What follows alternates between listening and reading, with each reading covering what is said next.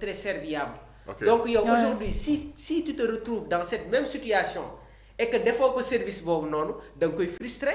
Mais man su ma doon Pape Thiaw damay bàyyiwaat tuuti match bi daw benn 5-10 minutes ba Iliman nekkaat si nga koy soog a génnee mais démb dafa am ñaari peine muy déjà action boobu noonu parce que c'est la première fois que je vois Iliman ci boobu le comportement loolu am nga génnee ko day nekk tamit ñaari attitude yi nga xamante ne dafa tegu ci kawam et il y a des choses qui ne se cachent pas il y a de la frustration il y a énormément de la frustration léegi nag dans l'aspect du management le sélectionneur ak le staff technique je pense que il y a eu une communication rapidement après la fin du match et je pense que Sadio Mané dem na tamit wax ak Iliman Ndiaye parce que tamit am na action bi fu muy toll vitesse d'exécution bi mun nga bañ a am ce regard là envers l'excentré mais un joueur comme Sadio Mané yàgg jouer ay compétition c'était la même action bi mu amoon ak Mohamed Salah bi nekk Liverpool c'est vrai il y a des occasions qui ne se pardonnent pas donc loolu tamit coach bi non pour man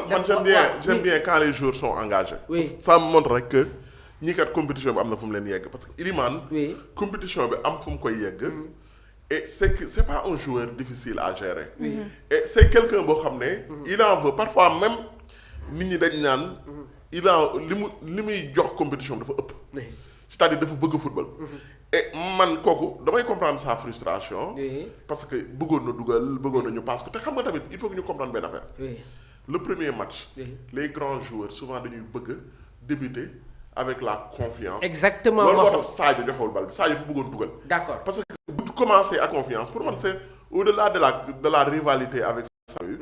moom bu dugal premier match am. daf koy may parce que Sadio nag c'est maa ngi jégalu c'est le ci nom bi may utiliser. c'est le plus grand débloqueur de match. Sadio, en équipe nationale, Sadio est le plus grand débloqueur de match. Je m'explique. À chaque fois que on est face à une situation boo xamante ni. Surtout à l'extérieur. On a du mal à marquer. Surtout et à attention, l'extérieur. man dama koy expliquer gars yi souvent. Liverpool. dama leen di jox benn exemple même Sadio. genre joueur yooyu bëriwul. gis nga un joueur. boo xamante ni kat. 3-0 sa équipe mën na 3-0 nga dugal 4e bi dugal 5e bi loolu méttiwul. mais xam nga joueur attaquant fan ngay xamee attaquant. 0-0 ba 85e minute mu régler bii dugal te loolu la. Sadio ëppee woon sa Salah. biir Liverpool. Sadio soo leen seetloo bii yom Liverpool. Salah li ëpp. dina dugal premier bii ak yooyu. mais match bu débloqué. bu bloqué. nga xaar Sadio mu dugal moo gën a yomb nga xaar Salah mu dugal. parce que Sadio. match day am parce que loolu moo jafe parfois day am yoo xam ne le plus difficile c'est de marquer le premier but. C'est ça. mais Sadio Sénégal tamit noonu la mel.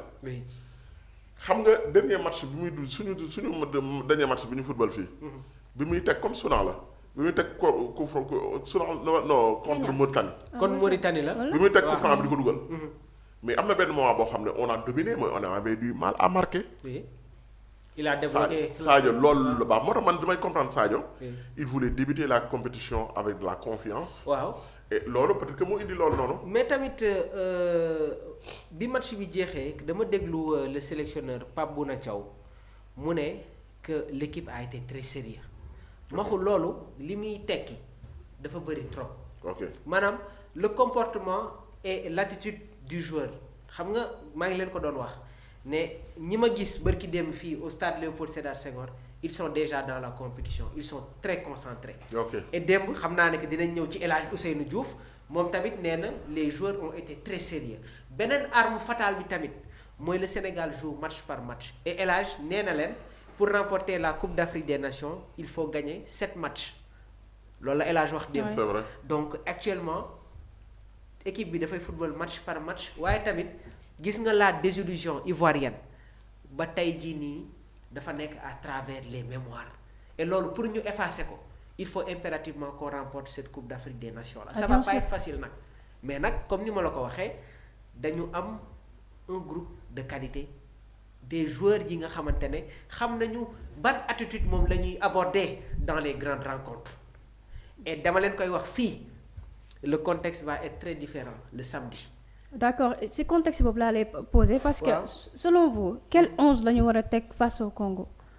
moom laa la doon wax sànq xam nga démb on s'est retrouvé avec 2 pivots muy Idrissa Gana Gueye ak ki nga xamante ne moom mooy Pape Alassane Gueye seen kanam ñu am Sadio Mané Ismaïla Sarr comme excentré gauche Iliman Ndiaye comme excentré droite waaye dans la première mi-temps constat bi nga xamante ne moom laa gën a def mooy il n'y avait pas trop de permutations entre Iliman Ndiaye ak Ismaïla Sarr j'ai senti Ismaïla mu nekk un peu à l'attaque gauche du Sénégal et ñun ñëpp xam nañ ne que c'est un joueur boo xamante ne il n'a pas de problème pour évoluer sur le couloir sur attaque droite bi parce que am na vitesse waaye tamit sur les centres il peut nous être très utile par rapport ak Iliman Ndiaye bi nga xamante ne il a cette recette technique dafay téye bal bi am na un peu de la variété éliminer benn ñaar par rapport ak Ismaïla Sarr bi nga xamante ne moom moo ko gën a ëpp cette rapidité pour exécuter les centres et dafa am ay yenn match yoo xamante ne il faut exploiter toutes les possibilités.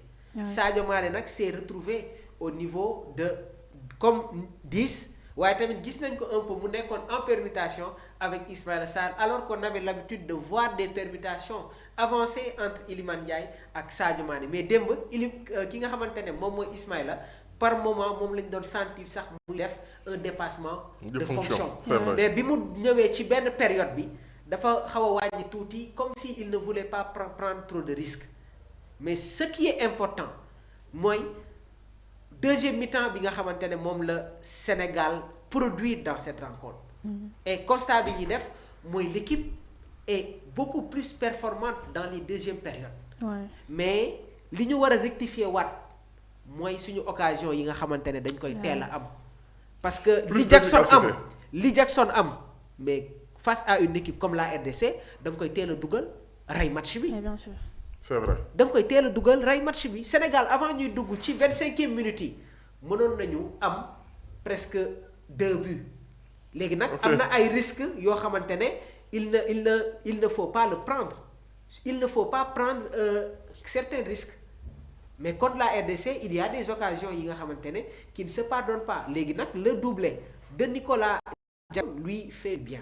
mais léegi yow da nga gis ne. oui Jackson en marquant ce doublé là sécurisé na sa place de titulaire comme numéro 9. non c'est-à-dire ñun tàmmuñu di football avec un schéma à la Pep Guardiola à la Luis Enrique maanaam di jouer ak benn faux neuf Pape Thiaw essayé na ko contre le Brésil lors de la première mi-temps ça n'a pas marché bi Nicolas duggee deuxième mi-temps bi dañu gis une autre équipe sénégalaise. parce que dafa nekk attaquant boo xamante ne dafay sonal défenseur de par ses courses waaye tamit dafay empêcher les premières relances Nicolas Jackson s'est imposé au sein de cette attaque bi mu dugalee le but face à la RDC le but égalisateur et gis nañ ne que il est beaucoup plus à l'aise maintenant s'il se retrouve au front de l'attaque et quoi qu'on puisse dire Nicolas dafa am loo xamante ne daf koy apporter au milieu de terrain parce que démb gis nga occasion bu Ismaïla Sarr am xoolal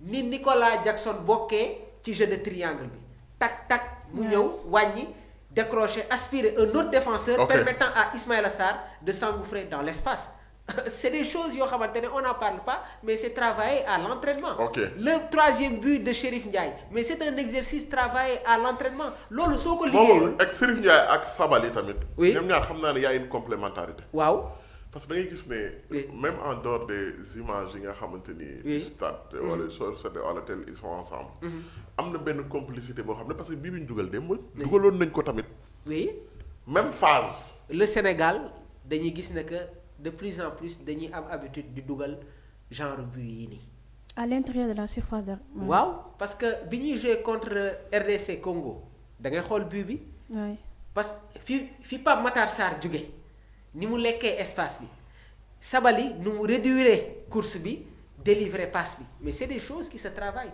à l'entraînement parce que dans la surface il ne doit pas y avoir de mobilité joueurs yi il faut que ñuy daw dans un certain périmètre mais concernant compo probable bi nga xamante ne moom nga ma posé je pense que au niveau de la défense il n'y aura pas de changement Crépin Diatta va être à droite Kalidou Koulibaly Moussa Niakhaté Ismaïla Jacobs pour nga génnee ko jamono ji ci équipe bi ça va être très compliqué parce que nag démb indil nañu un apport offensif bien vrai que sur yenn phase de jeu il doit beaucoup plus s'appliquer sur les centres parce que am na 4 wala 5 centres yoo xamante ne réussir ko. léegi nag la passe décisive dafa nekk un élément très important ci feuille de match am et quoi qu'on puisse dire tamit il a eu une très bonne note dans ce match-là au niveau du milieu de terrain.